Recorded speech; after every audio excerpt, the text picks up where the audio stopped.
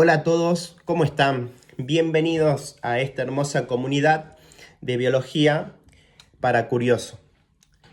En este canal vamos a estar compartiendo con todos ustedes una serie de videos que sean fundamentales para el proceso de enseñanza y aprendizaje en la biología, pero también vamos a compartir análisis o reflexiones de ensayos escritos o autores que aporten al campo del conocimiento científico.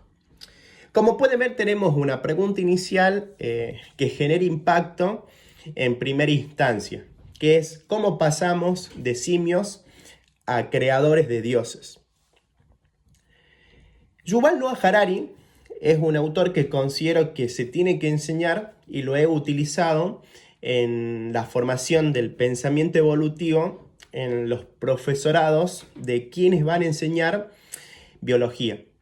Hay otros autores que tienen otro tipo de rigurosidad científica o postulados que también generaron un impacto bastante polémico y por cómo sacan la reflexión mediante su escrito son mediáticos. Podríamos estar hablando de Richard Dawkins, el Dr. Kaku o algunos pensadores que actualmente defienden la línea de la explicación evolutiva en cuanto a la corriente neodarwinista, o sobre todo podríamos también incorporar en este recopilatorio de conocimiento el proyecto Genoma Humano iniciado y bueno, con las directivas de Francis Collins.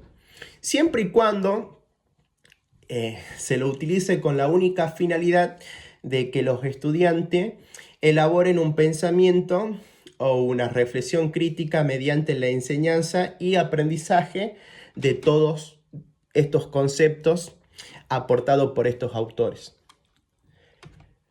Ahora pasamos a dos preguntas iniciales. ¿Qué nos hace humanos? ¿La inteligencia, la moral o la tecnología? Y aprovecho para que en los comentarios, si tenés una respuesta definida en cuanto a esta pregunta, la compartas con todos nosotros. Y aquí hay que entender que hace 70.000 años el Homo sapiens era solo uno más entre muchos animales. Si nos ponemos a analizar todo nuestro recorrido, vamos a darnos cuenta que hoy dominamos el planeta, diseñamos vida y soñamos con trascender la biología. En este video vamos a explorar De animales a dioses, que es un ensayo ambicioso que reescribe la historia de nuestra especie desde una mirada biológica, filosófica y simbólica. De animales a dioses de Yuval Noah Harari es un libro que lo he leído en varias ocasiones, pero sobre todo considero que hay algunos aspectos o conceptos pertinentes que tienen potencial en la enseñanza de la biología, sobre todo tomando su eje epistemológico como ciencia fáctica, que el único rol que va a tener es el explicar fenómenos o problemas naturales. Bien, arrancamos con la introducción de la obra. Es un libro que se publicó en el año 2011, que bueno, siempre vamos a ver que tiene como título principal Sapiens, y pasamos de animales a dioses.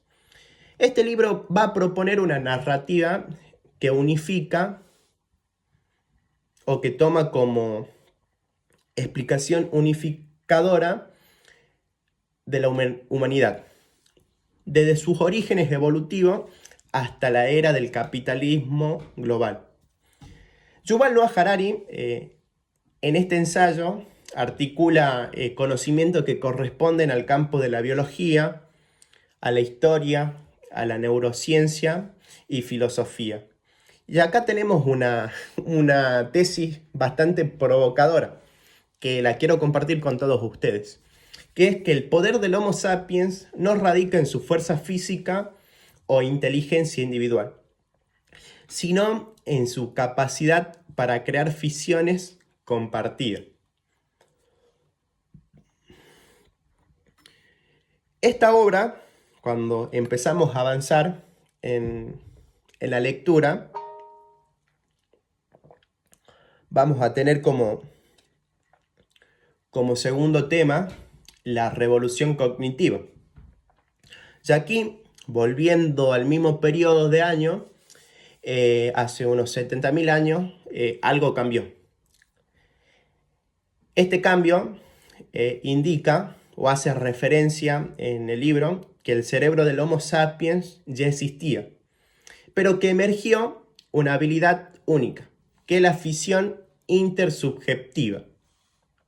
¿Y de qué hablamos cuando hablamos de fisión intersubjetiva?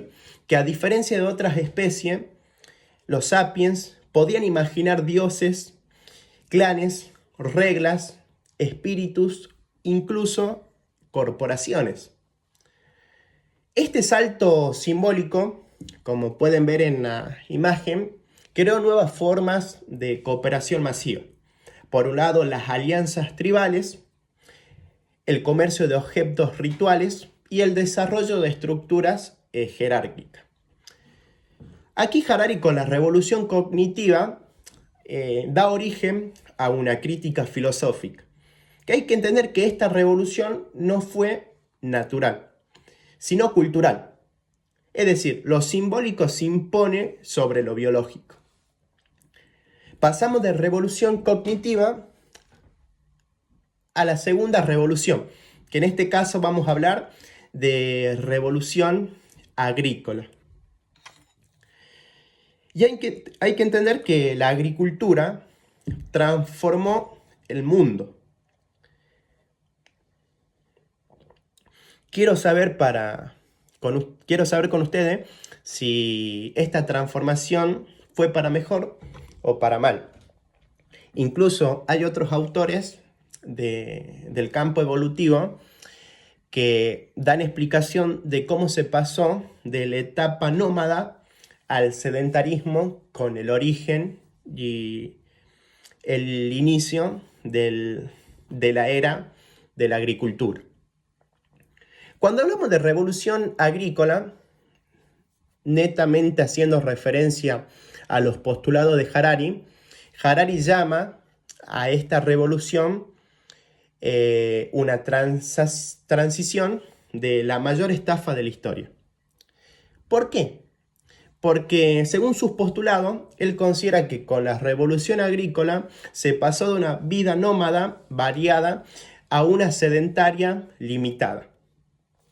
Luego, aumentó la población, pero también la desigualdad, la opresión, incluso la guerra.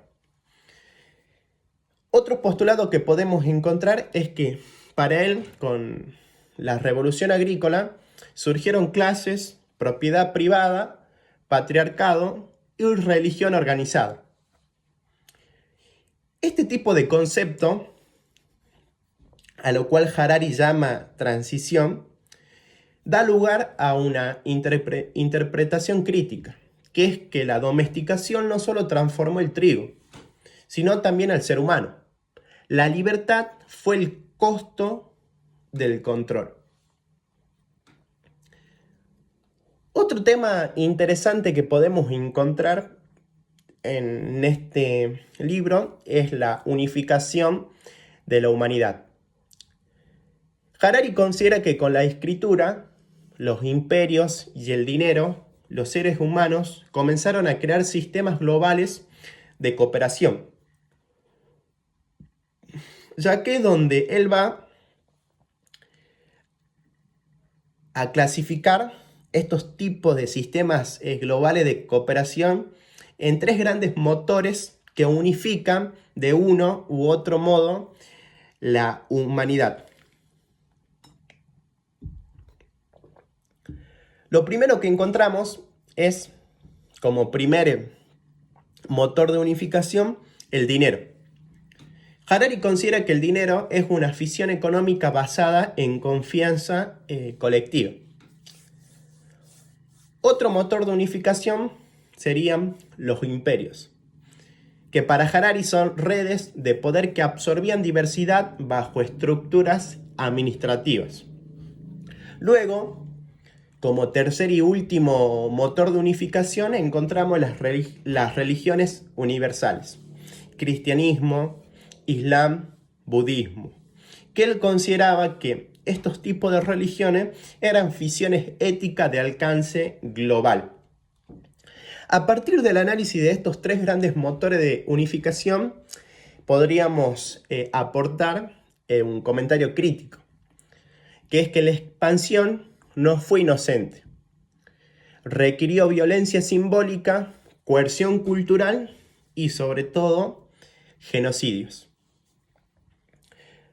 Una vez que tenemos en cuenta los aportes de la revolución cognitiva, la revolución agrícola, la unificación de la humanidad, vamos a ir al siguiente postulado, que es la revolución científica. Ya acá no hace falta trasladarnos a los primeros inicios de la humanidad, sino en los últimos 500 años, que el conocimiento se convirtió en poder. Actualmente vamos a ver que la ciencia moderna nace no solo del descubrimiento, de la duda, del asombro, de la admiración o situaciones límites, sino del reconocimiento de la ignorancia. Y vamos a tener una confrontación de distintas visiones de conocimiento. Para algunos científicos, la filosofía es la madre de toda la ciencia, fruto y producto de la ignorancia. Para otros, la física teórica, sin ir a otro lado, es la madre de toda la ciencia, fruto y producto del conocimiento en sí mismo. Y vamos a tener autores que están en constante confrontamiento, siempre y cuando hagamos foco a estos tipos de ensayos netamente científicos en materia de explicación de las evoluciones y orígenes de las especies. Acá, Harari analiza cómo la ciencia y el capitalismo se volvieron un sistema homogéneo, podríamos decir aliados. Luego analiza el imperialismo y toma como conclusión de que el imperialismo se legitimó con progreso, que de uno u otro modo podríamos estar hablando de sinónimo en lenguaje de Yuval Noah Harari. Otro tipo de análisis que realiza en la revolución científica es cómo el capitalismo se impuso como una nueva religión netamente económica. Ya acá quiero invitarlo a todos ustedes a una reflexión ética. El conocimiento dejó de ser contemplativo y se volvió instrumental. Ahora nos debemos preguntar cómo funciona el mundo, pero ya no por qué funciona el mundo. Teniendo en cuenta ya los análisis que realiza Harari en la revolución científica, podríamos tomar otra gran interrogante, que es ¿y el ahora qué? El Homo Deus. Hoy por primera vez en la historia, los sapiens, es decir, nosotros, diseñamos vida, editamos genes y creamos modelos de inteligencia artificial. Este nuevo horizonte no es político, sino es un horizonte totalmente modelado por la biotecnología. Y acá Harari quiere que cuando empezamos a relacionar nuestro horizonte y hacia dónde vamos, nos preguntemos, ¿qué queremos querer? El ser humano de cierto modo podría volverse irrelevante o rediseñarse a sí mismo como una especie nueva. Con todos los avances, él considera que podríamos llegar a tener ese salto evolutivo de sapiens a Homo Deus. Una vez que finaliza el postulado, podríamos empezar con las reflexiones críticas y los debates que se dan en cuanto a la lectura del libro. Lo primero que podemos encontrar en esta obra es la simplificación excesiva y las generalizaciones históricas. Muchos académicos acusan a Harari de sacrificar la complejidad histórica en favor de una narrativa totalmente atractiva, con la única finalidad de buscar claridad para el gran público. Y acá comete un error que es el reduccionismo temporal, cultural y causal de los fenómenos que él trata de dar explicación. Por ejemplo, el libro afirma que la revolución agrícola fue la mayor estafa de la historia, lo cual es debatido. Muchas sociedades agrícolas sí mejoraron su organización, almacenamiento y el control de sus recursos. Pero, por otro lado, presentan imperios como forma de unificación positiva sin matizar suficientemente la violencia, el racismo y el exterminio asociado. Historiadores como Christopher Robert Halpik y especialistas en antropología critican esta obra por usar la historia como una metáfora útil, en lugar de seguir métodos rigurosos basados en evidencias arqueológicas y etnográficas para explicar lo que él considera el proceso de revolución agrícola. Otro gran tema en cuanto a las críticas y debates que se dan es el determinismo biológico y el reduccionismo evolutivo. Yuval Noah Harari tiende a explicar fenómenos sociales complejos, como el patriarcado por un lado, el nacionalismo o la moral, como extensiones evolutivas de la biología del Homo sapiens. Esta postura bordea el determinismo biológico, que ha sido históricamente problemático en cuanto a la finalidad epistemológica de la biología, que es estudiar la vida. Acá el problema es que el comportamiento humano no es solo biológico, está profundamente modelado por estructuras del campo cultural, el campo histórico y la lingüística. Ya hay que entender que no todas las sociedades patriarcales o que tienden a manejarse por eslabones jerárquicos o expansiones se explican por selección natural. Y es riesgoso porque en la enseñanza de biología, en cuanto hablemos de evolución, este tipo de determinismo puede ser usado para justificar desigualdades sociales o racismo, ya que se puede llegar a malinterpretar o sacar de contexto. Otro tipo de crítica y debate sería el eurocentrismo encubierto. Sé que por ahí Harari, en todas las conferencias que da, parece crítico de la modernidad occidental. Y bueno, basta con escuchar y entender que su narrativa reproduce un marco occidental del progreso, que se centra en tres ejes: la revolución científica europea, el desarrollo del capitalismo moderno y la hegemonía tecnológica occidental.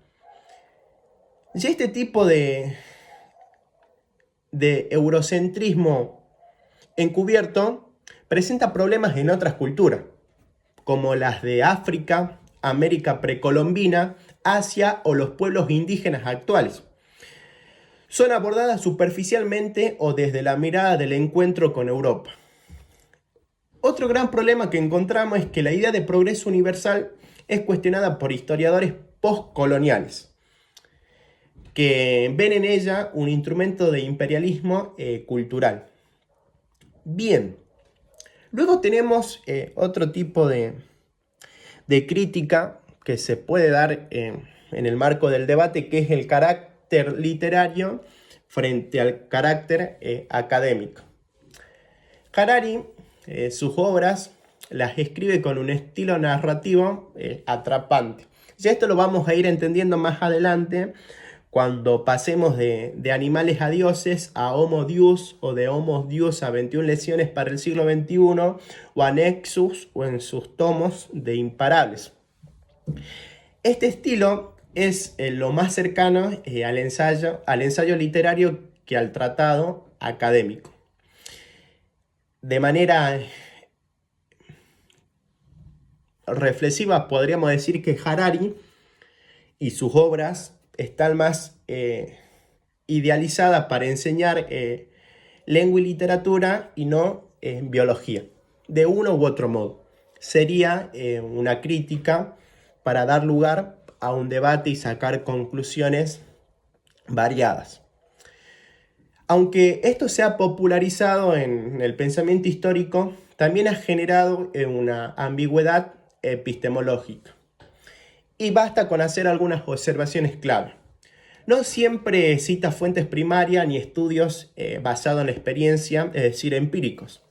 También Harari se permite hacer afirmaciones provocadoras sin contrastarlas con corrientes historiográficas rivales. Un ejemplo de este tipo de crítica sería la que Slavoj Žižek ha mencionado, que el éxito de Harari se basa en empaquetar ideas conocidas de forma sencilla, pero que despolitiza la historia al convertirla en una narrativa empresarial. Otro tipo de crítica sería las alianzas problemáticas entre ciencia, poder y capitalismo. Sé que por ahí él trata de tener esa idea de volver estos tres tipos de conceptos en algo homogéneo. Harari sostiene que la ciencia moderna avanzó de la mano del imperialismo y el capitalismo, lo cual es históricamente cierto, pero también presenta la ciencia como una ideología, cuando muchos la ven como un método de cuestionamiento y emancipación. Ya acá vamos a encontrar un problema totalmente filosófico, que el libro cae en un relativismo epistémico implícito.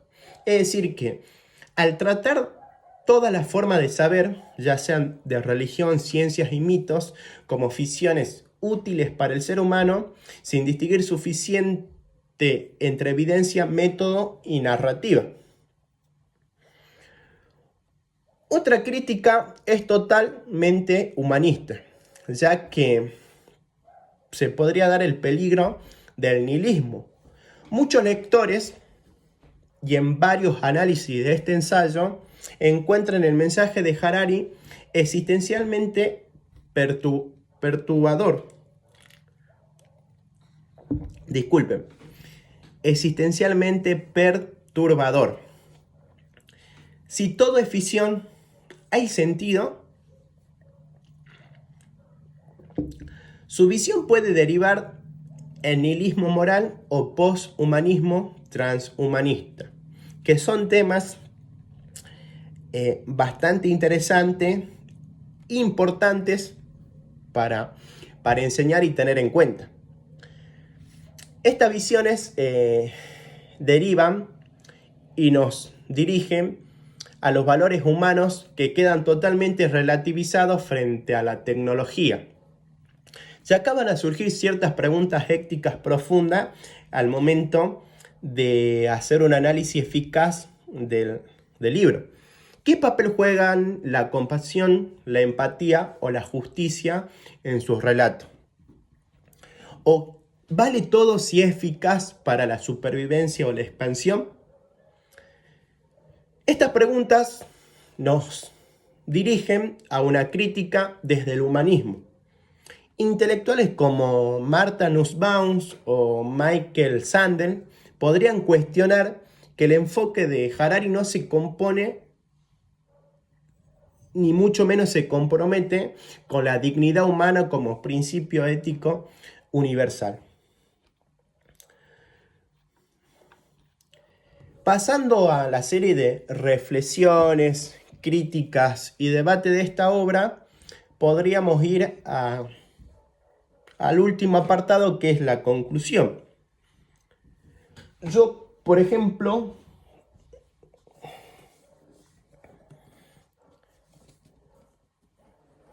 leí las obras en varias ocasiones.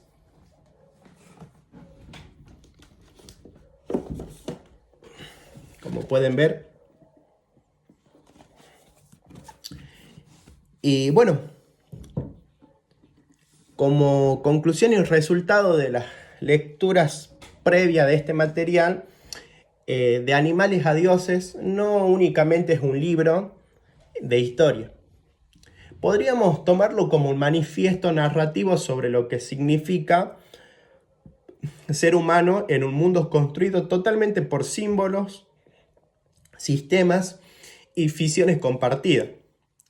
Pero estas obras, las de Harari principalmente, están mediadas por su impacto, tanto por sus luces como por sus sombras. De Animales a Dioses, de Yuval Noah Harari, es una obra potente, pero no definitiva en cuanto a lo que él trata de tener como objeto de estudio. Harari ha logrado lo que pocos autores contemporáneos: transformar el pasado de la humanidad en un espejo para interrogarnos sobre el presente y el futuro. Tiene un estilo bastante accesible, casi socrático podríamos decir, que nos empuja a nosotros como lectores a hacernos preguntas incómodas. Y yo he seleccionado varias preguntas y en la cual me quedo con 3 principalmente. ¿Y si nuestros valores más sagrados no son más que acuerdos colectivos? ¿Y si la historia no tiene dirección, ni justicia, ni propósito? ¿Y si el poder nace no de la verdad, sino de la creencia compartida? Bueno, yo tengo mis respuestas, pero quiero que ustedes, al finalizar, si tienen alguna respuesta a estas interrogantes, también la compartan con todos nosotros, es decir, con quienes se van a animar a ver el video, para ir sacando nuestras reflexiones y bueno, quién nos dice el día de mañana elaborar un debate de este ensayo. Sin embargo, a partir de las preguntas incómodas que pueden surgir, el precio de esta claridad narrativa es la pérdida de matices, ya que Harari en su narrativa reduce la diversidad humana a arquetipos funcionales. También trata la complejidad histórica como si fuera una historia lineal de causa y efecto. Y por otro lado, corre el riesgo de convertir la historia en una especie de ficción útil, más que en una disciplina crítica. Y acá tenemos otro tipo de conclusión de la misma, que es que nos vamos a encontrar entre el nihilismo y la lucidez. Harari presenta al ser humano como un animal totalmente simbólico, que gracias a su capacidad de crear mitos logró dominar el planeta. Pero también deja de lado una pregunta que roza el vacío existencial de nuestra especie.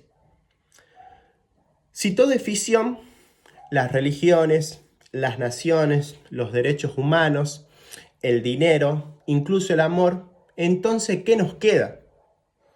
Algunos encuentran en esta visión un llamado a la libertad radical, ya que a la creación consciente de nuevas narrativas más justas. Otros, en cambio, advierten un riesgo, que se encuentra un vacío ético que puede ser fácilmente colonizado por ideologías totalmente tecnocráticas, autoritarias o deshumanizantes. Bueno, ya para ir finalizando, podríamos plantearnos en esta conclusión hacia un nuevo relato, hacia el fin de los relatos. En su última parte, Harari anticipa la transformación del Homo sapiens en algo más, el Homo Deus, en un ser postbiológico rediseñado por algoritmos, inteligencia artificial o biotecnología, pero deja sin responder una inquietud fundamental. ¿Qué tipo de humanidad estamos construyendo? ¿Y a qué costo para la conciencia, la empatía y la libertad? Tenemos que entender que el ser humano podría dejar de ser un narrador de historia con la única finalidad de convertirse en una historia contada por las máquinas. De animales a dioses, de Yuval Noah Harari, es una obra de entrada, pero no nos quedemos con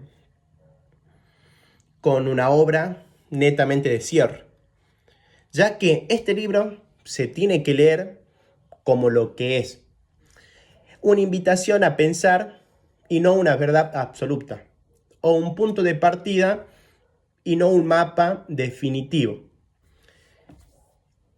La lectura de este material nos desafía a cuestionar los pilares de nuestra civilización, pero también exige una lectura crítica, complementada por otras miradas, ya sea del campo de la historiografía, la antropología, la filosofía o la ética.